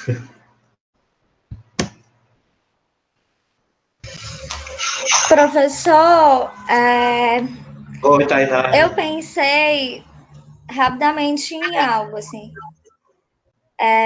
Vou ligar aqui minha câmera para vocês me verem descabelada. Como eu estudo história das mulheres, história e gênero e tal, eu acho que a minha trajetória perpassa um pouco por isso, né? E de pesquisa, de militância, enfim, né? Eu sou historiadora, faço mestrado em História Social na UFC, sou do Fórum Cearense de Mulheres, de alguns núcleos feministas da cidade, e aí, enfim, isso perpassa a minha vida. E a primeira coisa que eu pensei, dei uma leve pesquisada no Google, a minha ideia central era de um museu da mulher latino-americana. E numa breve olhada eu não consegui achá-lo, parece que não tem. Olha, vou patentear. Vi que tem alguns museus sobre história da mulher em alguns países, né? É uma coisa que vem surgindo desde a década de 80, mas ainda não se tem pelo mundo todo. E aí fui primeiro pensando nos eixos para depois pensar um pouco mais direcionado no objetivo, né? E aí os objetivos, né, que eu ponderei sobre esse museu seria, primeiro, né, dar visibilidade à história das mulheres dos diversos povos latino-americanos, comentando sobre sua importância para a formação e preservação da diversidade cultural e biológica dessa parte do continente, e analisar o importante papel de resistência das mulheres ao regime colonial no passado e hoje ao poder do narcotráfico, do Estado autoritário e do capitalismo selvagem. E aí eu pensei como eixos, assim, muito rapidamente, né? Não tem nada que elaborar. Mas primeiro né, talvez uma sala e tal, ainda não elaborei como seria, né? Mas de primeiro ter um debate decolonial, né? Para falar sobre a luta dessas mulheres contra a colonização, para falar sobre como a miscigenação foi fruto de estupro, né? E de como essas mulheres bravamente, sei lá, as peruanas, né? As mexicanas, muitas fugiram para lugares bem distantes para manterem sua cultura e viraram sacerdotisas, enfim, né? Lutaram contra, inclusive, para manter sua cultura e se reinventaram, né? Como mulheres, começaram a assumir lugares, enfim. Falar um pouco desse papel dessas mulheres, né? Na luta contra esse regime colonial e o quanto elas sofreram imensamente nos seus corpos com eles, né? E aí, depois seria para falar muito sobre essa preservação da cultura e da biodiversidade, né, que as mulheres têm um papel extremamente importante, ligando isso com a questão econômica, assim, como as mulheres da América Latina, através de uma geração de renda, fazem proliferar a cultura, assim, do continente. Se você for, sei lá, pensar nas mulheres rendeiras daqui, né? Como é algo da cultura e mostra muito da nossa cultura, da renda de biuro, mas também é uma forma de ganhar dinheiro. Das mulheres peruanas e mexicanas que fazem suas comidas, a comida de rua, que conta muito da história delas. Então, eu acho que, não sei, ajudar e os rituais que tem muito relacionado às mulheres na América Latina que fazem bordado, né? Principalmente as que resistiram às ditaduras e faziam esse bordado para vender, mas também para denunciar o regime. Então, ligando esse aspecto cultural de resistência com a economia. E aí, uma parte para falar, né, sobre a luta contra a desigualdade, contra a violência exacerbada, contra o feminicídio, né, que é tão latente nessa parte do continente americano.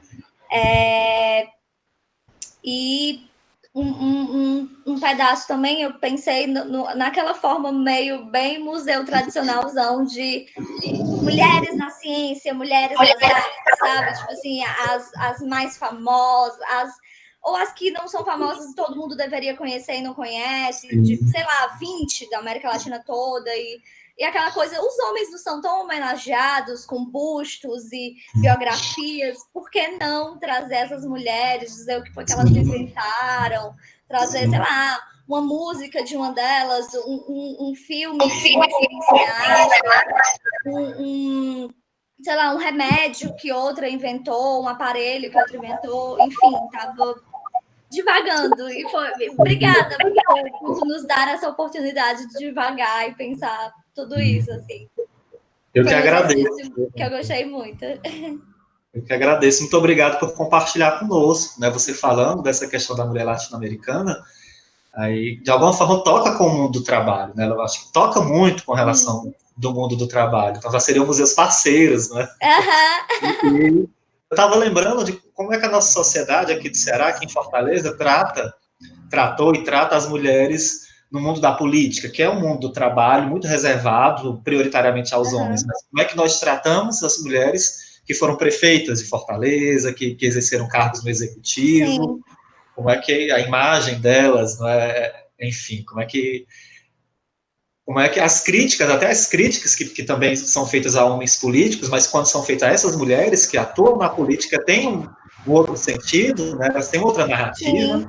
Nós vemos isso na nossa história A recente. Dilma tinha cartaz dela sendo estuprada, né, nos carros, por conta que a gasolina estava R$2. Agora está 5. Não tem cartaz de homem nenhum então, é muita sendo coisa cancelado dessa forma. Sim. Isso. Enfim, obrigado pelo aprendizado, professor. Eu agradeço, mais uma vez. A Fleury pensou aqui em um museu da escola para o nosso estado. Existem alguns estados, sim, não é, Fleury? Aí esse museu seria um museu que refletisse, né, sobre a história da nossa educação, sobre os sistemas educacionais, a educação e a inclusão, né? Eu não sei de que forma, né, você desdobrou esse pensamento, né, se você quiser comentar ou falar pelo chat ou não, né, só essa ideia também já é muito interessante, né, esse museu da escola é uma ótima ideia. Mas se quiser falar... Oi, posso falar brevemente, assim, o que disparou essa ideia, na verdade, foi a tua proposta, né? Ela já dispara isso em mim, mas, assim, eu acho que o que provoca mesmo a pensar nisso é pensar que meu pai, por exemplo, na zona rural, na década de 40, quando ele viveu sua infância, esse termo escola não existiu para ele. Ele aprendeu a ler, aprendeu a escrever, com um bando de outras crianças na casa de uma mulher. Então, para ele, sempre era a casa da tia Raimundinha, entendeu? Então, não existia o termo escola. E eu acredito que, na zona rural, de uma maneira geral, no estado, naquele período, muito provavelmente não fosse existir, né? Década de 40. E, assim, eu vou ter escola na década... Vou ver minha infância no mesmo interior do meu pai, na década de 80, sabendo que casa tal foi a primeira escola do meu pai, né, e depois a minha mãe vai dar aulas, e ainda no casarão onde eu morei, tem ainda as marcas dos pregos de um quadro, em que ela alfabetizou muitas crianças, assim, e eu tô falando da década de... A minha mãe alfabetizou essas crianças na década de 70, né, e eu vou ter escola na década de 80, enfim, através de um projeto aí do Gonzaga Mota, eu acho, que era o Edu Rural.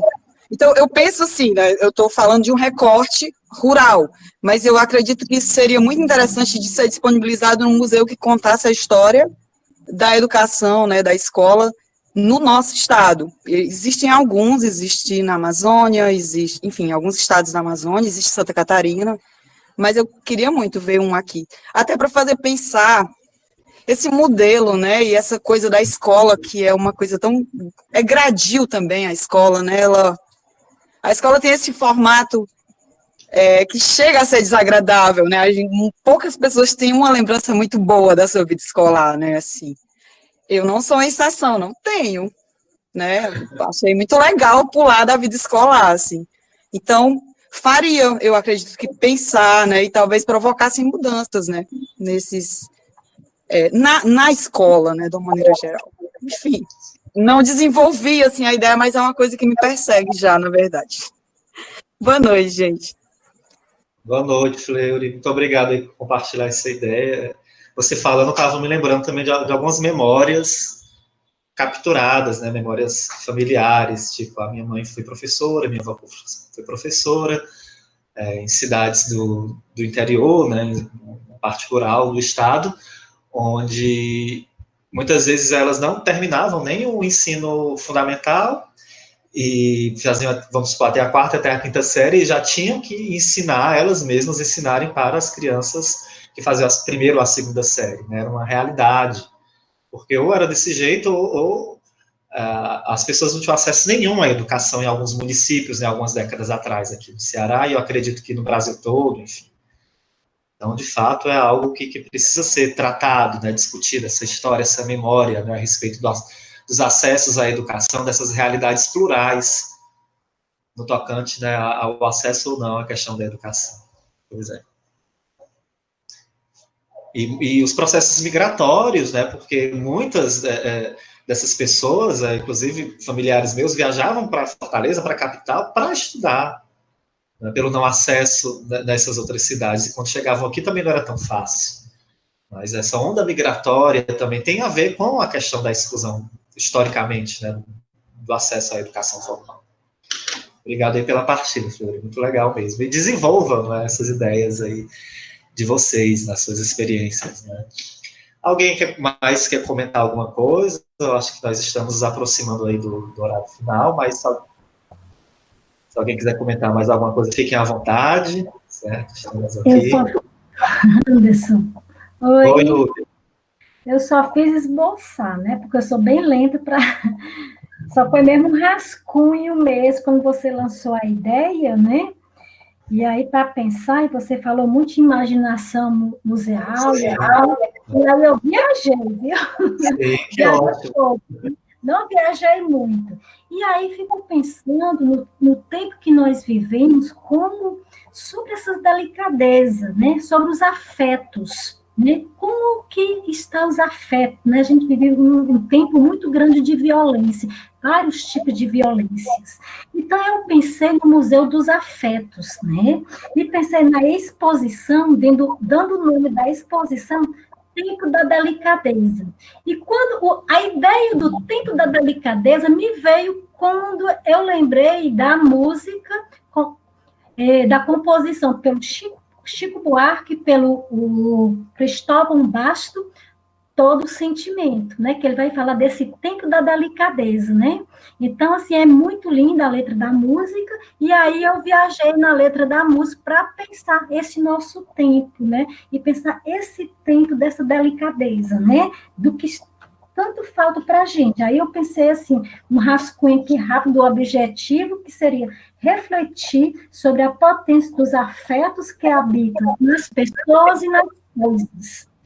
E aí, né, o eixos temáticos, eu esbocei aqui 2 e foi 3, bem rapidinho, né, claro, poderia ser melhorado, né. Escrita e memórias, corpos e poder, indumentárias e diversidades. Porque aí a gente poderia trazer toda essa discussão sobre, né, por exemplo, o acervo, né? O acervo seria, por exemplo, máquinas, agulhas, tecido, linhas, fotografias. Então, esses discursos, né, da oralidade, dos visitantes, que tá a escritura das cartas, letras de música. Então, tudo isso comporia o acervo desse Museu dos Afetos. E então, teria, né? E teria um espaço do sentir. Depois que o visitante visitasse esse museu imaginário, né? Teria um espaço do sentir, onde teria sons, cheiros, né? Para remeter mais ainda memórias e depois teria o espaço de criação poética para ele se expressar suas escrituras, porque, enfim, foi essa ideia que surgiu a partir dessas provocações, né, que você trouxe. Muito bonito, Núbia, muito bonito mesmo, né? E necessário, né? Estamos precisando muito dessa rede de afetos, de solidariedades, né, entre nós. Obrigado. Né? E justamente, né, a solidariedade e o afeto também como um instrumento político, né? Também tem essa a criação, o processo criativo também como resistências. Uhum. Paulo Freire fala muito, né, dos afetos também, né? Isso. Muitos outros. Exato. Obrigado, Núbia. Alguém mais, gente, quer comentar alguma coisa? Gostei muito desses nossos esboços, né? Aqui não era um projeto, né, gente? Era para trabalharmos, exercitarmos a nossa imaginação, a nossa criatividade mesmo. A ideia era essa, certo? E fiquei muito contente, estou aprendendo muito, aprendi muito aí com as ideias de vocês. Certo? Se alguém quiser comentar mais alguma coisa, fique à vontade. Se não, eu só teria a agradecer. Né? Não sei se a Paula quer comentar algo, quer dar algum aviso, né? Não sei. Mas, assim, da minha parte, eu achei uma noite muito agradável, certo? Fiquei muito contente pelo convite também. Esse processo de compartilhar, a gente também traz muito, né, do que vocês colocam, muito, muito rico. Então, a palavra é agradecimento, é gratidão a todos vocês pela presença, né, aqui, e pela escuta e por esse compartilhamento de ideias. É isso que nos enche, que nos aquece, né, nesses momentos de isolamento. Bom, então eu quero agradecer, se ninguém não quiser mais falar, né? Eu quero agradecer ao Anderson. É sempre muito bom ouvi-lo, meu colega, amigo, já amigo, quase irmão. Saudades, né, Paulo? Saudades. Muitos anos. E, assim, quero agradecer por ter aceito o convite, agradecer aos outros professores do dia também. Acho que tivemos uma tarde muito rica. Quero agradecer a todos os participantes que estiveram aqui. Tem gente que está desde as 14 horas acompanhando e ativo, fazendo perguntas e tudo. E quero agradecer a Eliane e ao Erivaldo pelo apoio técnico que eles têm me dado. A gente escreve projeto, mas essa parte tecnológica eu não domino, não. Preciso de apoio. E quero agradecer os museus, as pessoas que estavam também representando os museus, e agradecer a Secutifor, ao Fundo Municipal de Cultura, a Lei Aldir Blanc, por possibilitar esse momento aqui, né? E dizer que eu sou muito grata e estou bastante feliz com o resultado de hoje, né? E dizer que amanhã a gente continua, às 14 horas, a gente tem a oficina Pesquisa para Exposição, com a Eliane Magalhães.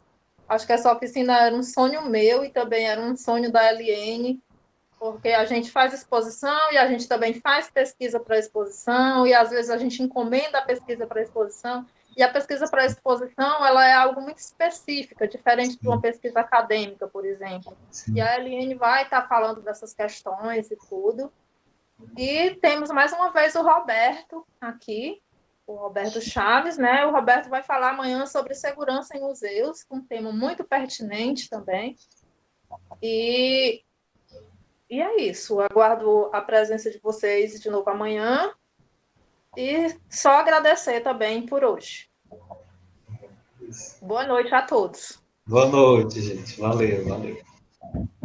Parabéns, Paula, e parabéns a todos os participantes também. Obrigada.